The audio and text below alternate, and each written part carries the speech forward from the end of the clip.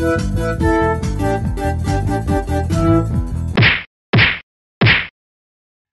and welcome to Nerd Punches Nerd, the only podcast where a bunch of nerds pretend to physically fight over minor pop culture minutia. I'm Jeremy, here once again with fellow superhero watchers, Benji and Sam. Hello, gang. Hi.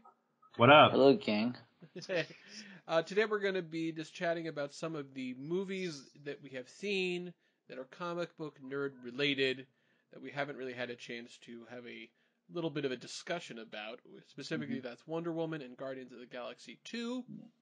Now, I mean, I've seen Mr. Spider-Man, Homecoming, and I've also seen Thor Ragnarok, Jeff Goldblum edition, and they're both good movies. Definitely most important part. Yeah. He's great. He's great. I'm sure he is. I have no doubt. Yeah. Reprising his role from Jurassic Park. He always plays the same role. Dr. Ian Malcolm. He kind of is Goldblum. playing himself. Yes. That's the point. Jeff Goldblum and everything. But you guys have both seen Wonder Woman and you've both seen Guardians of the Galaxy 2. So that's what we're going to be talking about. First we'll do Wonder Woman for a bit, and we're going to switch over to Guardians. And in honor of the first of those movies, which is Wonder Woman, our opening question is a simple one. So we all know, by virtue of royal decree, that Stanley is required to be like a cameo in essentially all the Marvel movies, with very few exceptions. Is he in all the X-Men ones too? I forgot. Yes, again with very few exceptions. Like he does the Spider-Man ones and all that. Was he in the X-Men ones? Yes. Really? Again, very few exceptions. Yeah. He's the only one I want to see just as much as Jeff Goldblum. Right. He was in Deadpool, for example. He's been in. He was in Deadpool. Yeah. I don't think he was in Logan. I don't know. Maybe he was. I don't remember. We did see that, Benji and I. You didn't see it though, Sam, right? No, not yet. Yeah, we don't need to talk about that. But the guy has never really made a cameo in the DC movies, which makes sense. So our question is, if he had made a cameo in Wonder Woman, what would that cameo have been? So let's start around the bend with Mr. Benj. And Mr. Benj, what's your answer? I feel like you guys are going to have a much more like original thought out one, but I was thinking he could be some like World War I like general like American guy. This is more of a World War II aesthetic, but with his big mustache and chomping on a cigar with like a helmet on his head.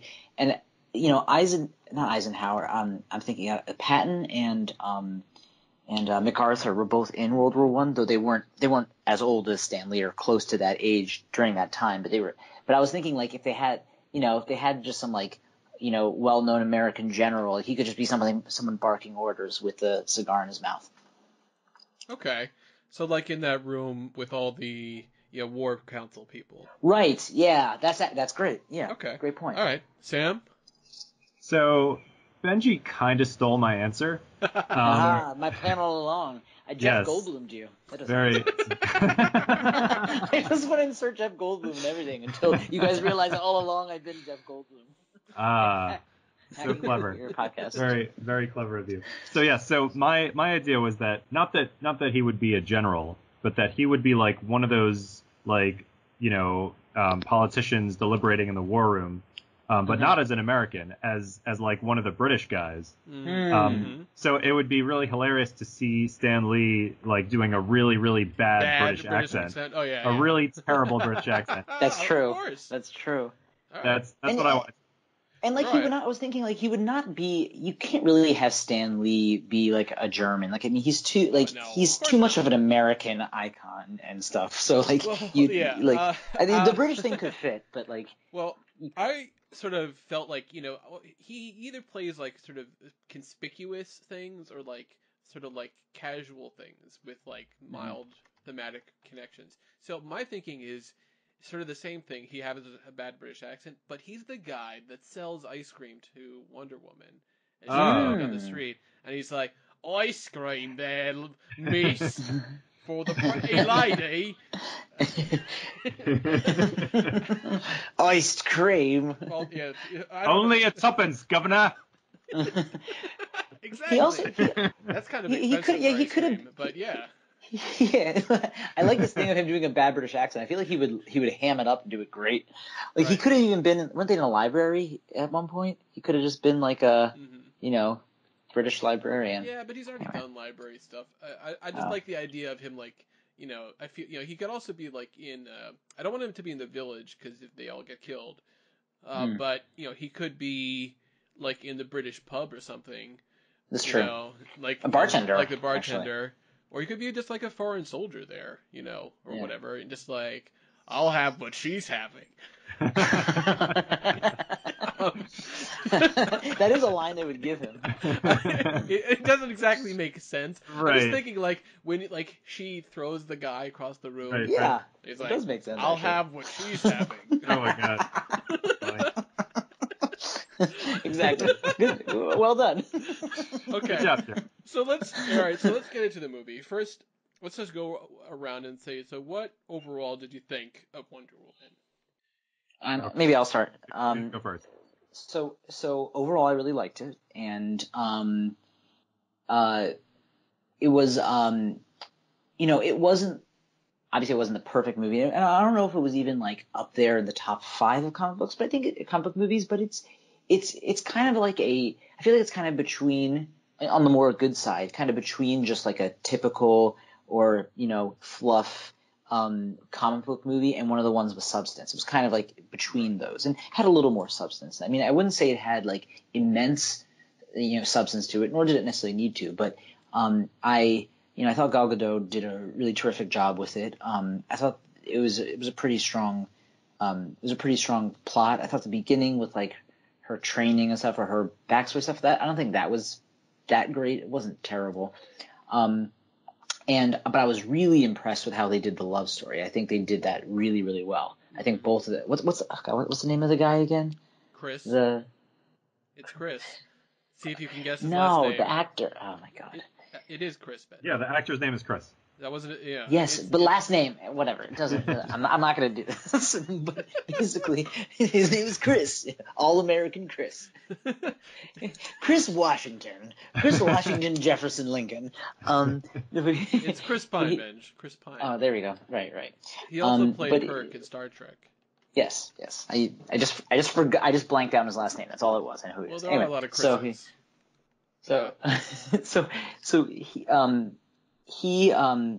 He did a really, they really complemented each other in a really good way, did a really good job, and built up a love story so that also wasn't dumb, like it wasn't like they just inserted a love story. So I thought they did it really well. Also without making it so that she like somehow lost her powers or something, I don't know, or something like dumb where all she wanted was to fall in love. And I think obviously they were focusing on that, but it still felt real. I think one of the issues I have with this has more to do with the marketing side. Like I know they were marketing it, to like this whole like I know they wanted to play up that it's the big female superhero. But the problem I have with that is it's not like there have never been female superheroes before, or anything like that. I felt like they were kind of pushing it as if like this is like the first one, and making it like that. I'm actually going to disagree with you there, Benji. I don't know, Benj. She kind of is the first one who has had the first female superhero who has had like a even remotely decent movie. Maybe my only thing is I don't like how underappreciated Jessica Jones is, and that's different. That's a TV show. It's not a movie. I know. Yeah, well, listen. But there have been. Yes, Jean Grey is a superhero. I never saw Elektra. Why would you? I don't know if that really counts. It does, but it's a terrible movie. That we're not talking about that. Like, first of all, Wonder Woman just as a character is one of the oldest that has ever existed. No, it's not such a bit. Yeah, maybe it is just the Jessica Jones thing and how much I don't like it. Oh no, don't get me wrong, Benji. I love Jessica Jones. I thought that show was amazing, but it's also a TV show on like Netflix exclusive. Like it's not. It doesn't have nearly the kind of reach that this movie had. Right. Also, it's darker. It's not as, it's you could say it's empowering, but like in a different way, than what, obviously, this is like the big superhero or whatever. It's also, it was also led by a female showrunner, just like how Patty Jenkins directed Wonder Woman. Right. So you kind of get that behind, and that definitely makes a difference. That's what I'm saying, and also how I feel that Jessica Jones was I think the best. I mean, we've talked about this, but I think the best out of any of the Netflix Marvel stuff, and I just really liked it. But whatever. Okay. Yeah. No, I mean, Benji, I'm totally with you there. I love Jessica Jones. I also think it's probably the best Marvel show, and I think it's fantastic, and everybody should watch it. Mm-hmm. But I'm just saying, like, it doesn't have the same cachet that Wonder Woman has. Well, Wonder Woman, I think there was always interesting stuff leading up to it because there was obviously a lot of pressure put on it. Right. Because unfairly, basically anything that doesn't star just a single white guy, as the lead is sort of like, is considered a risk. It's like, right. I think it's changing though. I think that sort of thing is changing now. Well, it is, but it's starting to change. It's still there. I mean, yeah. Marvel is now. I think they realized a little late, like, crap, we should have done the Captain Marvel thing sooner, because they could, or a Black Widow thing. But I think I told you before, one of the issues with the whole Marvel women thing is that Ike Perlmutter, who, was one of these, was like was in charge of Marvel Studios stuff, and he was very much opposed to, let's just say, females-led movies, because he didn't think that girls were interested in comic book marketing. Or which is like totally not true. So like he didn't want there to be like a Black Widow toy, or like Gamora toys and stuff like that. And then basically Kevin Feige kind of did a bit of a coup and went over his head and kind of got control of all the Marvel Studios stuff. So Ike Perlmutter wasn't fired, but he basically does other stuff at Disney. But so now, they have more. I was just saying they have more freedom to do this kind of thing. But the truth is, Wonder Woman got there first. Right. Now, and we talked about how cool it would be if Marvel had done a Black Widow movie and how they are going to do a Black Panther movie. So that's going to be a first. I'll also say and maybe part of it is like just my proclivity towards liking some of the darker stuff anyway, because DC not overall all the time, but because don't get me wrong, like I think it's great that a lot of people found it very empowering and I'm so glad that it was a really good movie, but I'm trying to Wonder Woman, but the thing is like I anyway would like something better like Jessica Jones anyway. And then, Black Widow is also a little bit of a darker character. I mean, Wonder Woman is one of the big like DC, superpower, like positive, people, even though she has some darkness there, she's still in that realm of like, warrior. Yeah, exactly. But, I think that's true. Yeah. Anyway, before you correct me, I mean, I know Blade was like a black hero of sorts, but I don't really count him in the same sort of generic comic book movies because people didn't think of Blade as a comic book movie. So, and it wasn't really billed like that, right? Right. It was just billed as sort of like a these days it probably would be. Yeah. These days it probably would be. Yeah. Right. Yeah, it's true. They didn't when Blade came out, they didn't really make a big deal about like, oh, it's a black superhero. Like they didn't really make a big deal about him being a superhero at all, like a comic book. Like he is based on a comic book character, but nobody really talked about that. They were just like, oh, it's an action movie. Yeah, it was vampires. It wasn't he wasn't viewed. Yeah, exactly. It wasn't part of the marketing at all.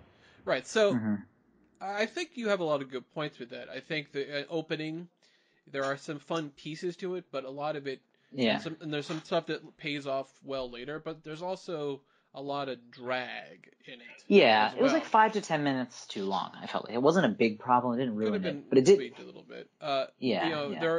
Wonder Woman has a very interesting history. There's a lot of sort of, sort of like sadomasochism stuff in a lot of her early comics. Right. A lot of bondage is a big part of it. So in fact, one of her few weaknesses is being tied up. Like if she gets tied, Basically, if she allows herself to get tied up, she kind of is helpless. I know.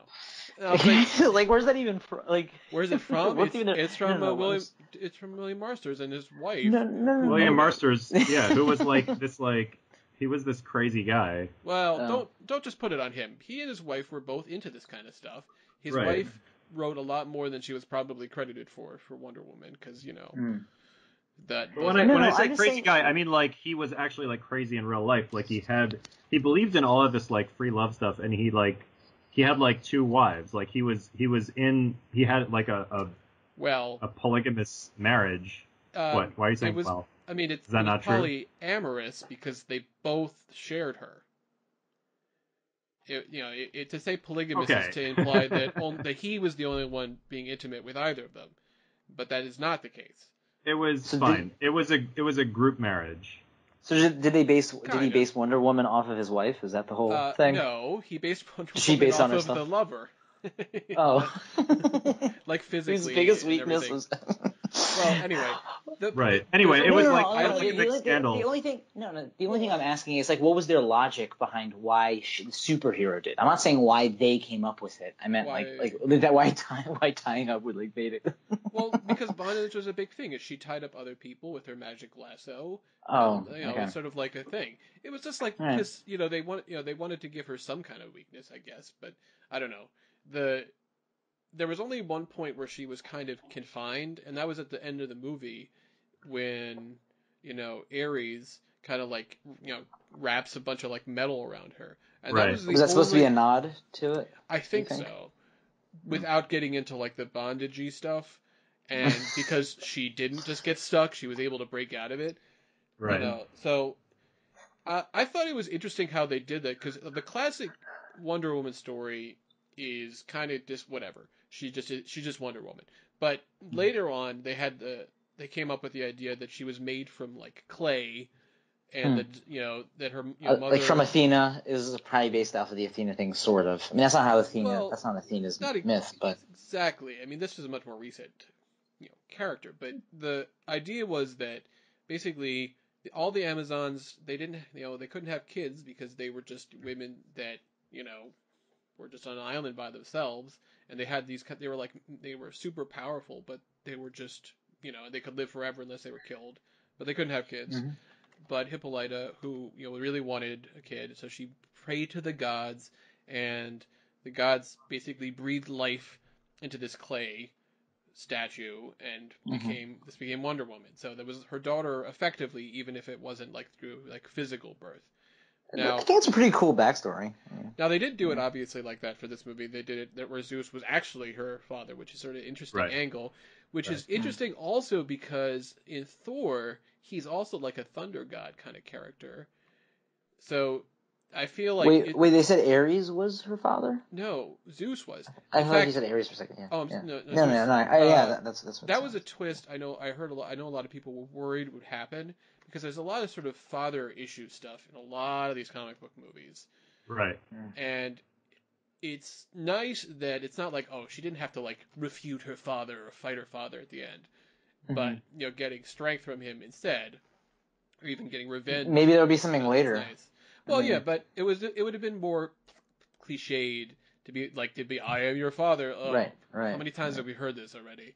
Right. So I was glad they didn't go that angle. I'm also glad they didn't go that route. Now, what did you think of David Thewlis? Oh wait, can I before we get down into the details? Yeah. I want to give my overall All right, impression. Let's hear it. Yeah. So I definitely liked the movie a lot. I thought most of it was like really strong, and I wouldn't put it in like my top handful of like the very, very best comic book movies that I've seen, but it's definitely in the upper range somewhere. Like definitely one of the better ones, and like in some ways it was kind of like the same old story that we've seen, but in some ways it wasn't. Yeah. It kind of reminds in some ways of like Captain America because it's like a period piece, although it's about World War I instead of World War II. Yeah. in some ways it's kind of reminiscent of like Thor, because you have this like fish out of water story with like this like godlike being who like comes to like live among mortals. But there's just like a different tone to it, because and maybe this is specifically because of like Gal Gadot and like, you know, just like her take on the character, but like there was something like that was like not, I mean, it was charismatic, but not just charismatic, but like a little different in seeing that, like, you know, the most powerful character is this woman, and she like has this, you know, the way she like addresses, she's like very head on. It's funny, like, you know, in some ways she's very Israeli. Her character, well, her accent certainly is. Not just her accent, but her like personality, just the way that she's like very no nonsense, you know, and just like, she's just that sort of like charge ahead, Aries, like, you know. Aries is the no, Aries. Aries. How you say right? Aries, She's very stubborn. Right. She argues a lot. Right. No, but I thought it was cool to see a movie with where like the hero is the woman and the man is like the sidekick, which you know we haven't really seen too much of. But he's at like all. the sex symbol. Right. Yeah. And like, you know, I really liked Chris Pine and the way that he was able to like he was great. have like a strong, likable character who also was able to like sort of step aside and let one woman, you know, be the like center stage. Right. And also he also was heroic. What I like about it too is like he was a sidekick, but it wasn't like they were trying to make a point of like being like oh, he's going to be like a bumbling idiot. You know what I mean? It's more of like he was heroic too. It's just that she was clearly way more powerful. Right. You know, and the actual hero has been played differently. He's often been like damsel in distress character for Wonder Woman in a lot of these stories. But you know, the original, like a lot of the original Wonder Woman stuff was from like World War II, because it's sort of like it makes sense. And that's what, you know, that I would say that's a weakness of the world building, but not the movie. Where like what, she didn't fight the Nazis. Now maybe it will turn out that she did later. That they just might just say that probably. She did. But I mean, it seems kind of crazy. I'm trying to think of what's the male version of a damsel. It's also a damsel. I don't know. Right. Is that really... I was like, waif? No, that's also kind of female. Like, what's a Well, you see, there you go. It's right. An Like, what's intentionally no? But there are word. words for like sort of like a like, you know, like young, fragile man. Well, I mean, damsel. I mean, literally means like, you know, like a maiden. Right.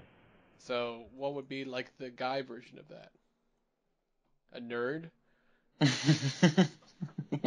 That's us, fellas. A twink, maybe? I was trying thinking that, but that means something different, though. I mean, that's so. Help me out, Benj. All right. Let's move on. You're an expert on this, Benj. So I wanna. So there are a couple of things that I wanna bring up. So. Yeah, we all think. Wait! Before we get to that, I'm sorry. Just one more thing. I want to say one thing I didn't like so much about it was the villains. I thought the villains kind of felt flat. They were like very dimensional, very like cartoonish. You know, especially the Germans, Dr. Poison and what was the general's name? I don't even remember. General German. Right. I literally saw this movie like less than a week ago, but I can't remember. Yeah, he's like, you know what I think would be great? Nazism. I know it's not this war, but I think it would be great. Right. Yeah. Anyway, like they were like very cartoonish, you know, like there were just scenes of them like just like, you know, doing their like evil maniacal laugh, and it was just like very like over the top. I was like, haven't we moved past this already? You know, in superhero movies. Haven't we moved on to like actual villains? And then like you have Ares, who was also like pretty flat. Well, you know? Okay, so you're talking about Ludendorff, who is actually based on a real person, a real you know, German general that with that name. I mean, he was a real person, but I think that he was fine to me. He wasn't particularly interesting. He was. I mean, the thing is he was kind of like a red herring because he was trying to trick you the whole time. I liked the beginning of Ares' stuff, but when they started just like CGI fighting, it wasn't as interesting. Yes. Yeah. Yes, You know, I also strongly agree with that. You know, because I felt like when he was just like weird, creepy guy, he just happens to look like David Thewlis, and isn't it creepy that he isn't like this crazy giant super buff guy, but he's still clearly incredibly dangerous. I was like, oh, this is kind of a cool take on it. Yeah, and I agree with that. I like how like she would like try to like charge at him and he would just be gone. And it's like, oh, see, I like that because it's like, you know, most of the versions of Ares is basically like a giant, you know, fighting punch guy, you know, like including the DC Comics version, who has often been Wonder Woman's enemy. So I like that version, but then like later he basically turned into that version. Because the thing is, if he's the god of war, then it's kind of cool if he can like trigger war and be behind the scenes so that you don't see him charge with his I agree. I like that like idea where he was saying, I'm not the god of war, that's just what people call me. Right. Wow. Yeah, I actually did like that too, because I like the idea of him saying humans are just trash. We can agree, right? They're trash. Yeah. So, but I mean, the worst hasn't even happened yet with for humans by World War I, although that was a pretty brutal war, obviously. But I want to just like talk about some of the other characters because I feel like I have differing opinions on them. Like I found like in general the Amazons to be fine. You know, like I think that Robin Wright is great in general. But she was really like the only Amazon with any personality. Like they had like, here's the senator and here's her teacher. It's like, okay. Was that Renee Russo? No. Connie Nielsen played Hippolyta. She was in 300. Wait. No. I'm getting confused. No, she was in Gladiator. Sorry. I know, another one. Lucy Davis from The Office played Etta Candy, who was another classic Wonder Woman sidekick character. Right. I thought she was all right. The specific thing I liked the best about her was that one line where they kind of made fun of the glasses thing. When he like puts the glasses on her, he's like, "Oh, so now she's just the most beautiful woman you've ever seen." Right. Yeah. I like that. Their team of ragamuffins, I found, I would say mixed. Yeah. The Scottish guy was okay in that it gave her something to sort of like show like, how you don't have to fight in all cases. Samir was like, his character was like, whatever. And the chief I found kind of racist. He literally uses smoke signals to save the day. I don't know. That's a little. Yeah, I feel like they were trying to I feel like it achieved like you were saying. You felt a little racist. Like I felt like they were trying to do the opposite of that, and it just ended up being stereotypical.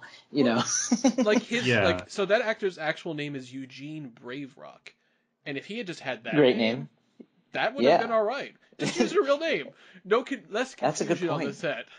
It is actually Eugene is like an old name. It's Eugene. Eugene Braverock, but just call me Eugene. Yeah. Yeah, I mean, I guess Eugene isn't really a very heroic name. But whatever. I mean, the Braverock is like a Braverock is an awesome name. That's great. The thing is, like, because if he was just called Braverock, and he's like, actually, so listen, Braverock is my last name. My first name's actually Eugene. Don't tell the guys. I mean, I don't know. It's just like so. No, that actually that would have been really good. Yeah, because I really think that's great. Now, it was interesting. There are definitely other issues with it. Like the Amazons were sort of a little. They really only had like white people mainly as main characters, and there were a couple other people in the background, but essentially it was just white people. Right. Now, I understand like how these things are, but the truth is they're Amazons, so do whatever you want. It's sort of like we've had these discussions before, like when it comes to like race switching and stuff. I feel like there are some cases where you're going to change the character because of like power dynamics. Like a Batman who's black is different from a Batman who's white because he comes from a different place. It's not that you couldn't do it, but you'd have to come up with a new story. Whereas like Lord of the Rings, who cares? They're all Yeah. fictional things. You know, Right. there's no reason elves or hobbits or the humans in them have to be white, and the orcs are technically kind of black because that's sort of what happened. Right. So I feel like, you know, there was They always just need to be room for Cockney. everything. Right, exactly. And in the case of the Amazons, they're essentially fictional immortal warrior people, and it's like, I don't know, you could have done a little bit more with that. Yeah, So, I mean, also, I mean, don't know. yeah, I I mean, was a little also disappointed by that. I mean, they're like the island is supposed to be at least sort of close to the Mediterranean or something. Where's the island supposed to be? I think it's supposed to be in the Mediterranean somewhere. Yeah, so there's no, you you don't need them to be all white. Yeah. So. Right. Well, also they could be from anywhere. You know, you could Right. have, you know, Middle Eastern, East Asian, South Asian. You know, you could have people from anywhere really, because again, they're Amazons, so who cares? Yeah, But, I mean, it really does. I think because you did see some people of color in the background on Themyscira, but like they didn't. You're right. They didn't do a good job of like giving actual like positions of prominence to the people of color. You know who could do it? What's her name? Tandy. What's the woman Newton? from Tandy Newton? Yeah, she could do it. Sure. I mean, listen. She could be one of the like. There's plenty of actors that could have, you know, played characters. We're not starved for choices on this. But this is just sort of like, you know, like some of the issues I had with it. In general, I feel like I had a more positive feeling than negative. Certainly, I think, you know, it's definitely the best of the DC movies. And I don't hate them as much as a lot of people. I'm not talking about Green Lantern, of the new DC movies, because I still think, you know, the Batman trilogy is like up there. You know, I mean, I think Dark Knight is still number one for me, and Batman Begins is the second best. And Dark Knight Rises, I don't think is as good as Wonder Woman. But Yeah, you know, it is interesting. I've had interesting conversations with people, and some people don't like Wonder Woman. They found it like, you know, they thought the story was stupid or something like that. And I feel like the positives you get out of it, like I really found like there was like that when she goes into the trench for the first time, you know, I felt like that was a very stirring moment. I really like that, to have that kind of like emotional feeling. Yeah, you know, I thought that was good. Yeah, and you know that's why sometimes, you know, a movie that can make you feel something, I feel like is gonna raise its estimation, at least in my book. Yeah. So that's sort of like my general feeling, and you know, I don't really feel like the need to be like, I gotta see it again and again and again. You know, I'm happy for people who feel that kind of connection. For me, it doesn't have that kind of lingering strength to it. I'm really more interested in seeing a Wonder Woman 2 at this point. Yeah. And I mean, like, you know, I saw Wonder Woman a second time. The first time I saw it in the theaters, and the second time it was like, you know, on a TV screen, and it's like a very different experience. Like seeing it the second time, it just like didn't impress me as much, and like maybe that was because of the small screen, or you know, it's like different than watching it in the theater. But also like seeing it again, like there were moments that I really liked, but you know, but it didn't wow me quite as much the second time. Like the first time I walked out and I was like, that was like a really great movie, and then the second time I watched it and I was like, I still enjoyed it, but it wasn't amazing. Like, it's a good movie. Yeah. It's good. I mean, I think the big thing for me, as I was saying, like I thought some of the things that saved it, you could say, made it really good, was I thought, you know, the love story was really well done, and then also Gal Gadot really was a star in it. I mean, obviously she's the star of the movie, but she does have a star. She's just very charismatic. Oh, absolutely. So she carries the movie. She is Wonder Woman. And she's great. She's not. You know, I would say it is a strong performance. You know, she like. I actually think that her like lighter scenes are actually her best. Just like going, they're exploring in London and just being like befuddled. Yeah. What is the modern world of man? Right. We talked about the ice cream. There's a lot of like scene. little moments which are nice. Ice cream is actually a classic Wonder Woman inside joke. Like basically every version, like they're like the Wonder Woman cartoon. It's been in like the Justice League animated series and the comics where she like eats ice cream and is like, this is damn good. That's a nice thing. You know, and the other thing too is that it's also just what I was happy about was it's about time DC like shows up, you know, with their movies. Yeah, like I agree. Like they haven't since really Batman. Really, I mean, like if there are there other examples where they've shown up? We'll see about Justice League. It's gotten kind of mixed reviews, but I have a feeling I'm gonna like it more than a lot of critics. I've already talked to some people who went to see it this week, and they, some of the critics are like, yeah, I didn't think it was, it was bad. I kind of enjoyed it. They had like issues with it, but and then I heard some people like, oh, that was terrible. But one of my critic friends was saying like she left, and it was very interesting like hearing the people talking as they left the theater, because she's like, some people are like, oh, so much worse than Wonder Woman. Other people are like, wow, it's so much better than Wonder Woman. And it's like, well, okay, so that's interesting, but I have a feeling it's not. It's not gonna. Yeah, I'm gonna just guess that it's not better than Wonder Woman. Right. Yeah. I'm just gonna put that out there. Anyway, all right. I think. Well, let's hope. Let's also hope that I really hope Aquaman is good. I hope Aquaman shows up, because Jason Momoa is great. So. Well, he is in Justice League because he's in the trailer. What do you mean? You hope he shows up? He's like one of the stars. No. Are they gonna have an Aquaman movie? Oh. That's what I meant. Oh, I meant show up in the metaphorical, sense. Yeah, I think that they're kind of. We'll see. Is the big hit the questions now? Like, obviously they're gonna have another Wonder Woman because that was a huge success. But for the other characters, all right. So let's wrap that up and move on to Guardians of the Galaxy Dose. And I also want to start with sort of the same question, which is like, what's your overall feeling about it? Okay. I liked it a lot. I think I was more impacted by the first one, but Jeremy, you said that as you watched it more times, you've liked it even more, which I could see happening. What I liked about it is it didn't seem to really like. I don't think it lost its like luster of like the lost its way. If you want to say it's not as good as the first one, I could see you saying that, but I don't think it kind of like jumped the shark or really just started being like, there's a way there's a way that sometimes shows or movies or sequels or whatever will do this thing where it's like, oh, you all know this character and he does this awesome thing, and it just doesn't really fit with the story and there's nothing really special about it. I thought they averted that problem and did well. And I thought, Kurt Russell was really great. I thought that was a really good just addition, and he was also just great as like a guy from like the 70s or whatever. Just like he just really like, just really looked that part, whether it was 60s or 70s. And yeah, that was. I mean, I just in general I think that was the strongest part, which makes sense. I think the strongest part for me was Peter and his dad. That relationship.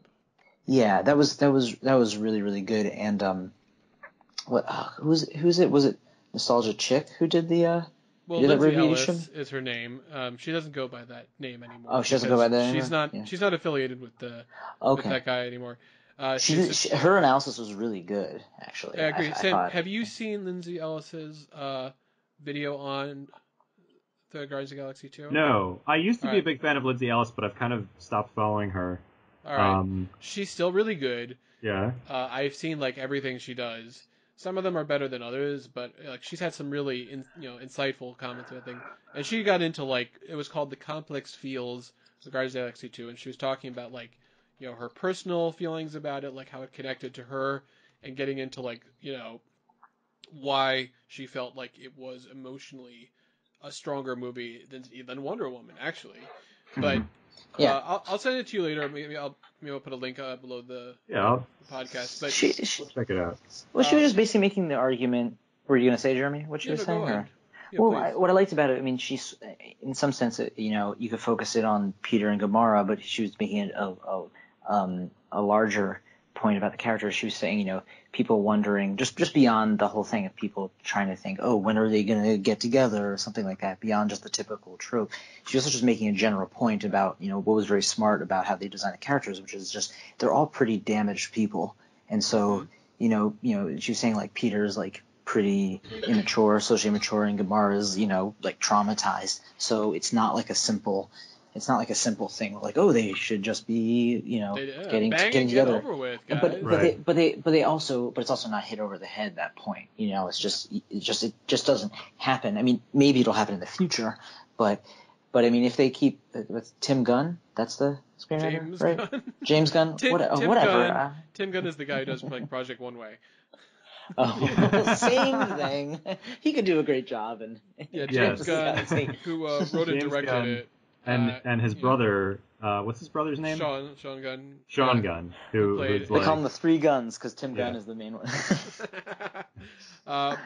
Tim, what did you think of the movie? So I really liked Guardians 2. I liked it a lot. I thought that parts of it were very moving. I did think it, it was very funny, very entertaining. I also definitely liked Kurt Russell. I think that, like, to compare it to Guardians 1, I think it wasn't quite as funny as Guardians 1. Yeah, I agree, actually. I think although that's true. my wife disagrees with me. And also, I think that it doesn't quite hang together as much as Guardians 1. There's, like, a few parts that kind of drag. There's more characters, there's more plots, and some of those bits don't quite work. Like, in particular, I'm thinking of, like, some of the stuff with, like, Yondu and the Ravagers, with, like, Sylvester Stallone. Like, we're like, why is Sylvester Stallone even in this movie? No, he didn't act well, but thematically it made perfect sense. I mean, thematically, yes, but it just, it just didn't. He could have been Jeff Goldblum, so Yeah, I know. He's no Jeff Goldblum. I think the only issue is that he just acted kind of stiffly. I think the character as written made sense. But there were a lot of things that I really liked. I mean, I liked, what's his name? Dave Bautista. Right. Drax, right. I liked Drax's relationship with Mantis. Mm-hmm. I liked that they really kind of brought Nebula to the fore and, like, made the Nebula into, like, a relevant character, and, like, had her, like, and Gamora kind of have their, like, weird sisterly rivalry, but they, like, actually love each other. Like, it was like kind of nice to see that.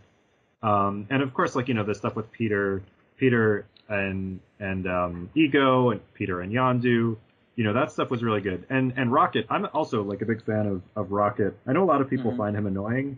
Well, they're wrong. They're wrong, obviously. But he really is, like, both of the Guardians movies are very much about family.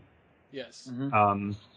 And, like, the theme of both of them is really, like, family are, like, the people that you love, even if you don't like them, and they're not necessarily related to you, but, like, but, like, that's your family. And, like, Rocket, plays a very important role in, like, he's the one who, like, he wants to be loved more than anyone, but he's also, like, so afraid of it that he like, puts everyone away.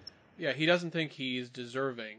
Right. He's, like, worse than Yondu, Yeah. Well, that's the whole point, where Yondu and Rocket bonds with Yondu. Like, there's a lot of different pairings of people, like, emotionally and in terms of, like, relationship-wise within this movie, which is kind of nice to see, like, how they all, like, sort of have, like, different connections with each other. So I mean, like, I definitely liked that, and it is like a nice movie. It's moving. It is very funny. It's very entertaining. And I think it was definitely a worthy sequel to the original Guardians, which is a movie that I dearly, dearly love. Well, all right. I think, you have a lot of great points. For me, it's my favorite movie of the year at this point. I loved it.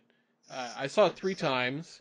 The first time I saw it, I was like, yeah, that was good. Not as good as the first one. I saw it again, and I was like, wow, I like this better. And I saw it a 3rd time, and I was, like, wrecked, man. I was crying so hard. And I was like, this movie's amazing. So that was really interesting, because I saw Wonder Woman twice, and the second time I was like, okay, yeah, it's still good, but I wasn't, like, blown away. Yeah. Like, and, like, so, like, there's all these, like, layers that I didn't realize. Like, in the first scene, it's like everything happens about Baby Groot. Like, every character has, like a sort of moment with him where they're, like, doing some kind of, like, parenting thing. Yes. Yeah. And I didn't pick up on that the first time I saw the movie. I think it's great. I also think there's all these great, like, I hate to, like, quote Lizzie Ellis again, because I just think her analysis is so good on this movie. Like, she was talking about, like, there's a lot about the toxic masculinity, and how, like, Drax is a very interesting character because he has, like, no hang-ups about that kind of thing. He talks like about, his parents having sex openly and lovingly. You know, he's like that moment where he's reminded of his, you know, murdered daughter, and Mandus touches him. She bursts into tears, but his face is just like he's like has a smile, and it's like, oh, they're both acting so well in this scene. Yeah. There's so much going on. I was Yeah. so impressed, and like this is a guy, he's in touch with his emotions. That's right. Like it's interesting because he's like, the destroyer, unlike, you know. Basically, you know. Right, exactly. Yeah, I think that's kind of the, you know, like some of the humor, but also like not just the humor, but like something nice from his movies. Like he's this like, you know, muscle-bound idiot character who you would think would be like the most macho of them all, but in like Jeremy said, he's like more in touch with his emotions than any of them, and he's like not ashamed of it at all. He thinks it's like perfectly manly. Yeah, you know? So he's just like great. Totally subverting that whole concept of like, you know, the like macho. You know, such a great way to write that character. Yeah. I think bar none, you know, Ego is the best one-off villain Marvel has ever had. I mean, Loki's probably the best overall, but he's not a one-off because he's been in like a couple movies. But I think like Ego is really good. You know, he has like a very specific connection. He kind of explains things that were kind of plot holes in the first movie. You know, and everything like kind of connects. Like his name is like thematically appropriate, you know, as well. Just like it's all about like his ego. The ego, he represents ego because he can't you know, he can't allow himself to feel. I mean, there's all these like not just that, but like he so much is like he's defined by his ego to the point that like even like he wants to be a father to Peter, but like really it's all about himself. Yeah, like, he wants everything to be him. He wants Peter to like be him. And to like help the galaxy become him. Like everything comes back to like it's all about him, and like he like nothing outside of him is like important or meaningful. Right. Not even his own son. And didn't even that was the whole thing. Yondu actually did know early on. He's like that guy's an ass. What did he say about him in the first movie? In the first movie. In the first movie. He's like, you know, well, I mean, I'm kind of glad we didn't give him to his dad. He's like, yeah, that guy's an asshole. Yeah. Well, I mean, he is. It's true. Right, and you watch the movie, and you're not supposed to know if like Yondu is telling the truth or if he's just like being Yondu. But like, it turns out actually he was totally right. God, the Yondu arc is so good. Yeah. I mean, like, the truth is, the Mary Poppins line, as funny as it was the first time, I was like crying the second time I saw that in the theater because I was like, oh my God, I was like looking at Peter, like Peter had the face of like, oh. He has no idea I'm making fun of him. He just thinks so. I got it, and then he's like, "Yeah, he's pretty cool." And I was like, "Oh, see, it's like love that like the little bit." You know, I think like it's such a great ensemble movie, and yeah, it's not as funny as the first one, but that's okay. I mean, like I think Thor Ragnarok is a funnier movie than Guardians 2, but I don't think it's a better movie. Right. So it's interesting what you're saying, Jeremy. Now that you're saying this, you're saying the third time. So there's something important here that sometimes we forget about, which is what may be happening, why it wasn't as big of a thing, is because it's just when something's such a monumental movie, you know, like the first Guardians of the Galaxy, there is a comparison that happens. So the fact that actually there isn't a lot of being like, oh, it sucked, it wasn't. Like I haven't heard a lot of negative stuff about the second one. That probably speaks to it being even pretty awesome, because I mean, at least I would imagine so, because a lot of times when there's a monumental movie, the one afterwards like it isn't close and people like hate on it even more so. You know what I mean? So I think so I mean it's important to recognize that. But yeah. Right. But I'm saying, Jeremy, the fact that you liked it, you know, you thought that way about the second and third time, you know, I think speaks to that. And it really, like, Jeremy, you're really like sort of highlighting something, which is that like the original Guardians movie, like people said, oh, it's a comedy, it's funny, it's like a comedy action movie, but really it had a strong emotional core. And the second Guardians movie, like, says, you know what, like the essence of this, you know, of this thing that we're doing is not comedy, it's the emotion. Like, you know, comedy is important and we're going to be funny, but like, you know, we want the audience to like feel feelings when they're watching our characters. You know, like that's what this is about, and that I think is what makes it a better movie than you know, than like you said, like Thor Ragnarok, or even better than Wonder Woman. Wonder Woman had like a little bit of that, but Wonder Woman doesn't have that kind of emotional stuff. that Guardians 2 has, or even Guardians 1. It has moments, but it's not like a throughout. It's not like it doesn't end in that kind of place because it Right. has to. One of the problems with like Wonder Woman is like they have to end kind of like before. They don't, first of all, but they feel like they have to end like before Justice League type of thing. But for me, I feel like, another point that I heard, like, the movie ends looking at Rocket's face. And, and it's sort of like, it's, as he's kind of like realizing, as he sees the physical evidence that people can be forgiven for doing terrible things if they deserve it. And also, because the movie also makes a point, some people don't deserve forgiveness because Ego doesn't. Yeah. He doesn't, there's no remorse in any sense. He went over the line. He isn't trying. Yondu did try. He sacrificed himself to to save his son, basically, his surrogate son. And I look at a lot of these movies, and movies in general, but also comic book movies, a lot of times they just end kind of like, like you're like, oh, that was and that's a problem with a lot of movies. Even the first Guardians had a little bit of a little ending, like where they're basically like, oh, that's weird, Peter, it seems like you're like half of some kind of alien.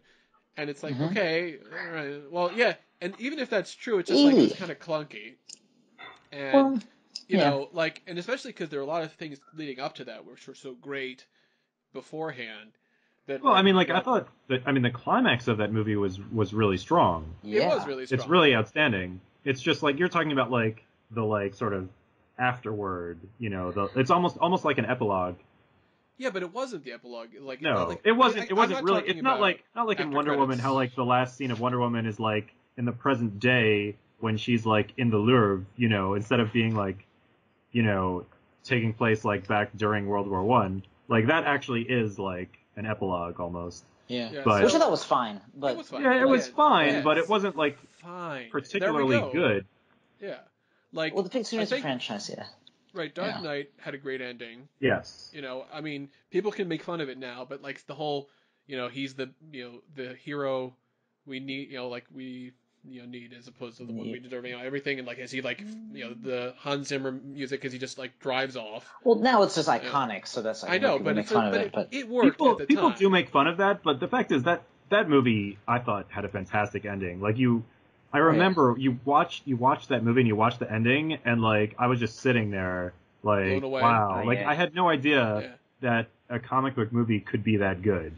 Yeah, well, obviously it changed the game. I mean, we all know that. Yeah, we all know. I mean, Benji and I saw it in the theater, and do you remember what you said to me, Benj? What did I say? He said, "Well, that was pretty effing great." Only you didn't say effing. Yeah, real good, Benji. That's a quote, Benji. That's a reference to Guardians 2.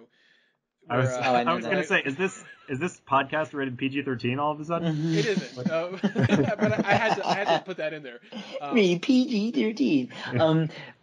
Well, I mean, Dark Knight. I mean, Spider-Man was sort of a precursor. I mean, we can get. Well, I guess Batman Begins was, sure. which is also kind of underrated, just because it's in the shadow of Dark Knight. But anyway, X-Men none of the X-Men had really great endings.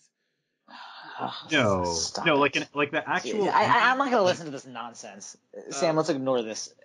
Because even First Class was like, why did he erase her memory? I don't even remember that. X2 was amazing. I don't know who erased whose memory. At the end of First Class, he erases what's her name's memory. Moira McTaggart's memory for her protection, I guess. I don't know. And we're not going to spoil it, Jeremy, but Logan had a good ending too. Sure, it's not impossible for comic book movies to have good endings. That's not what I know. You just have these weird ideas about X-Men. It's rare. I'm just saying. No. The point is Jeremy's wrong with X-Men movies. Okay, that's all I'm saying. We're not going to argue more about X-Men. It's okay, Jeremy. You're too much right. mustard and tuna is too much mustard and tuna. Call back.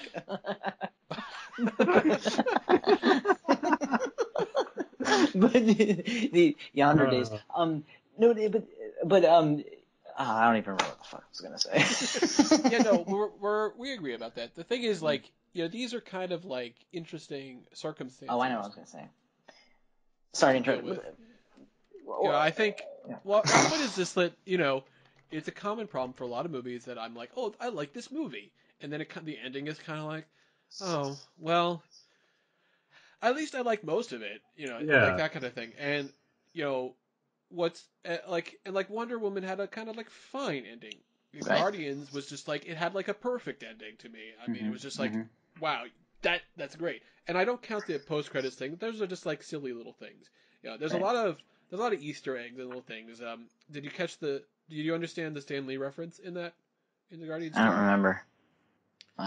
As they're like zooming past planets, there's like Stanley with a bunch of weird bald aliens. Right. They're called right. the monitors or something.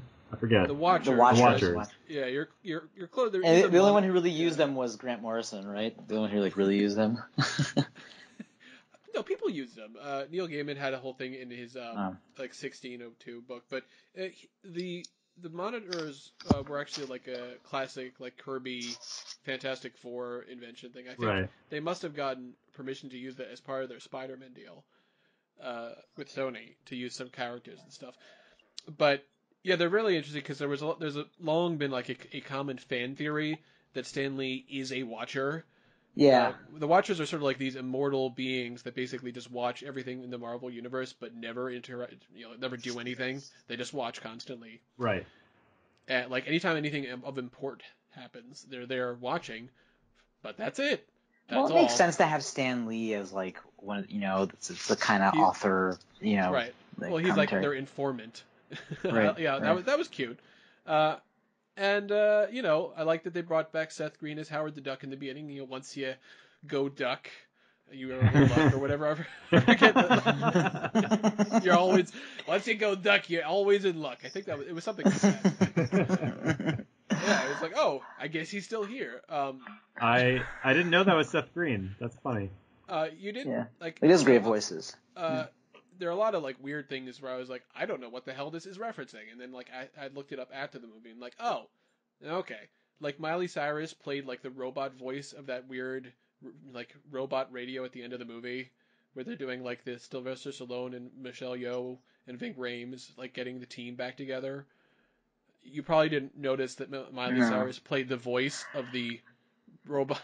No, I did not. What's that supposed to signify? Nothing. It's just like another weird cameo. There's a lot of that kind of stuff. There's like little references and stuff. Those are fine. I don't have a problem with it. Certainly, I feel like Guardians, as virtue of being like a weird space movie, feels like it has more freedom to just go weird with stuff and just like go out there. Definitely. I was thinking like it might actually be like it might actually become, since it's like keeping the quality going. Hopefully it'll keep the quality going, and since it's keeping the quality going in terms of like not having like a crap sequels, even if it doesn't do as well as groundbreaking as the first one, it'll definitely develop a cult following. If it already hasn't already. That's how I feel. Yeah. Guardians is past cult, man. It's no. What I mean is later on. Like there probably will be people saying, the second one is actually the great one. I don't know, or maybe it is past that. I don't know. But one thing I was gonna say though, which I think is important. Sammy, you mentioned like the emotional core of it, how this is emotional. I think that's actually one of the keys to why it didn't. Remember I was saying how like sometimes second season, sequel, things like that, it's like, remember this character and what they do? Isn't that great? So that was the thing. Yeah. Guardians of the Galaxy, the humor was a big part of it, but so much that influenced a lot. It influenced a lot of movies. They're like style of humor and all that stuff. And you could say Deadpool took it to the next level. And obviously I love Deadpool. But like but if they just kept up with just making it a jokey thing, it actually would probably have felt much older, much more like this is a copycat thing. Right. The fact that they went that was smart for them to go in the direction of the more emotional stuff. So that's a good point, Sam. A+. I want to add we all have as virtue of being humans, but also who we are. We all have our nerd nostalgia goggles. But I have to say, it's like shocking the quality of nerd movies that we have gotten in the last like 10 years. Oh yeah, I recognize that. I mean, starting from like Dark Knight with 2008, Batman Begins was great, but like Dark Knight is so good, and it's like maybe there hasn't been anything quite to that level, but there's been some really damn good movies since then. I mean, the whole idea. I mean, you could we can argue about placements of X-Men or something. The fact that we've had this many X-Men movies to show all these crazy things, to have Apocalypse in a mainstream movie. Yeah. That's well, something. I mean, this is just what it's. I mean, between the shows and the movies, it's just the next stage of the comic book universe. It used to be the comic book universe. They still technically have the comic books, but that's not what it was. And so now the universe is, within not visual media, television and film media. So yeah. Right. All right, Sam. Any final thoughts? Final thoughts. For the second time in a row, Guardians of the Galaxy passes the Bechdel test. Nice. Much more strongly the second time. The first time it was like a little iffy, but the second time nailed it. All right. Well, again, I just want to recommend Lindsay Ellis's video for Guardians of the Galaxy 2, and this was fun. We got a chance to catch up on some movies. And, I guess we'll reconvene a little bit later, next time we can. Certainly we'll do something for Nerdiest Movie of the Year, of course. Of course. Yeah. And even if you guys haven't seen as many movies as I have, and that's fine. All right, guys. Nerd you later. All right. Nerd you later. Nerd you later.